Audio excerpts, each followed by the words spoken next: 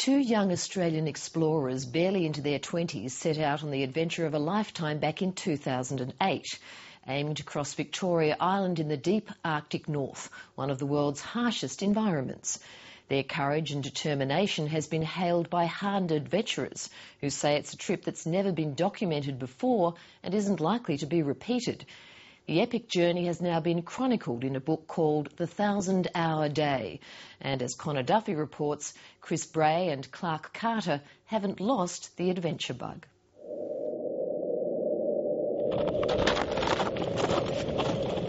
Basically, we wanted to try and be the first people to walk across Victoria Island, which is up well above the Arctic Circle, inside the Arctic. It's an island about 1,000 kilometres across. People in Canada would probably say it'd have to be someone mad from Australia to come and attempt this, because most Canadians go south in their holidays. They never go north where it's colder. Victoria Island is bigger than Great Britain and the conditions far more hostile. But Bray and Clark Carter finally conquered it after an adventure 5 years in the making. Their remarkable journey to places where people have literally never set foot began with an email that quickly united two strangers with a thirst for the unknown. I had to outsource my adventure buddy, really, so I did what every teenager does and Googled it, and I basically typed in the words Australian adventurer Sydney, and Chris's name came up. He sent me an email out of the blue. I hadn't even met him at that time, and he basically said, you know, you like adventure, I like adventure. None of our friends seem to like it quite as much as we do. Maybe we should, you know, meet up and look at an atlas sometime and see what happens.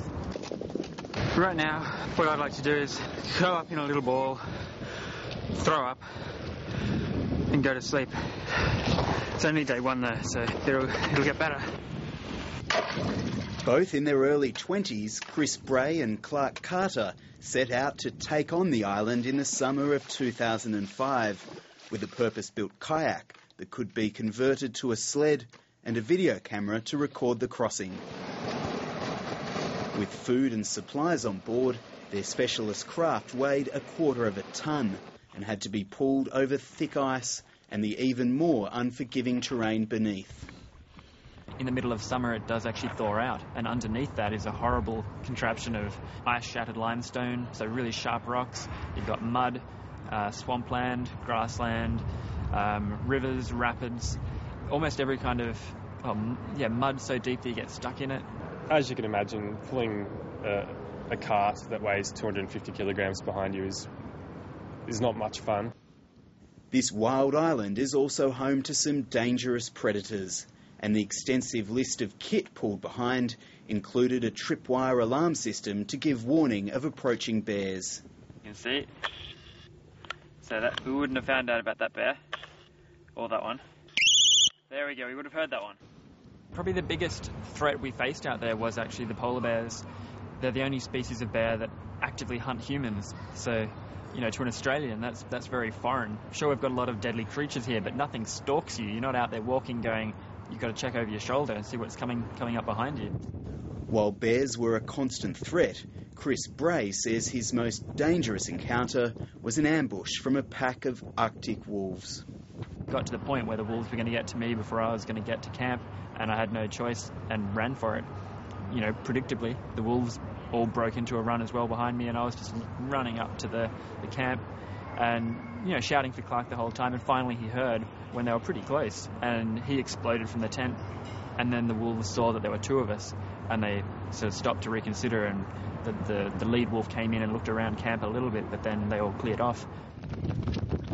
They survived the wolves, but this first attempt at crossing Victoria Island was doomed to fail. We're so exhausted. 3 years later, though, they returned after some modifications to their kayaks. Lighter, we had, you know, carbon fibre rims. We bought a whole lot of bulletproof Kevlar fabric, like the stuff you make bulletproof vests out of. Bought some of that and dug out Mum's sewing machine, learned how to sew, and made up these bulletproof wheel covers to try and keep the tyre from being punctured. Spent 4 years trying to get here.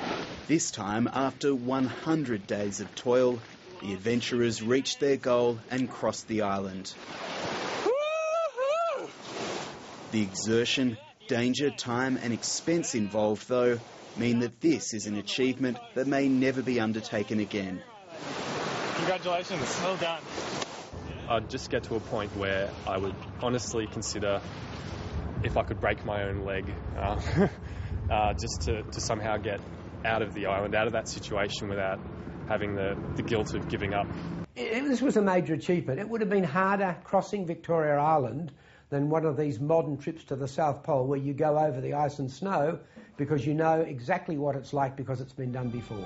Ahoy there, Clark. How fast are we going? We's be going at 3 kilometres an hour under wind. Despite the hardships of their journey, Chris Bray and Clark Carter say the lure of uncharted lands will see them endure it all again, and there are plans to explore new frontiers. What draws me to the adventure in the first place is just getting away from the city and modern life and all of these conveniences that are so risk-adverse. When you're out there, you wake up every day knowing that you're probably going to see and do things that no one has ever seen or done before, and that's incredibly motivating, I think. Connor Duffy reporting.